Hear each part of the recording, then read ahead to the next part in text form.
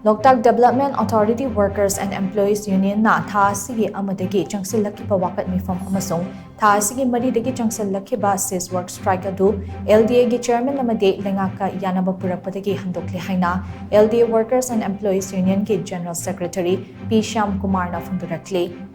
Tawpukpida laiba LDA gi office ta pangthokpa paugi meepham amada wafam ase phongdokle na Shyamkumar na hai Hozik oiriba leba ki fibam amasung Loktak pa na oirakliba fibam asigi yenglaga LDA ki chairman M Asni Kumar naga union asigi mihut singa khudaki oiba meepham ama pangthokki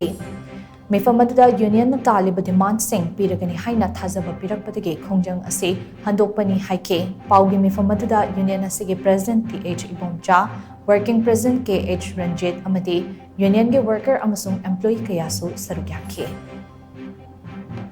Koina siswa sai ngasi de kono tobi maram di kari no koi leba ki ngasi ma thogi ba koi gi lan hai tare kuki ga meitei ga amadi koi gi Loktak ki thabak phobong kuding mak ta ayep pa kaya la ko degi aibadi Loktak hai be sidi Manipur gi de amata ngai ba thumi sen da ba fresh water ni samudra imai degi kilometer chate sanipan wang ba fresh water mamin sala ba sim ba pa se koi kan da ya de koi matom sana ma Loktak kan bana koi gi Manipur gi to lejari ba praja puri ma thobo oigani khan ba degi koi ga hai ba management ya janaba ma Pirakpadagi, Amadi management na ekoi na taliba demand, ekoi gi pension, ekoi gi SP scheme, ai ba kodi maksu PB gani hai na thaga ba Pirakpadagi, Amadi Loktak ki ekoi gi tung da horga da ba praja kodi maki sonsa da le hoga da Loktak se tanga ba yadi hai na khallaga koi ngasi executive meeting ma ekoi kodi koi na thamjari hai ga Loktak Amadi management ge ekoi gi demand sing koi na PB badagi hai ba ekoi strike se ngasi dagi koi handok sare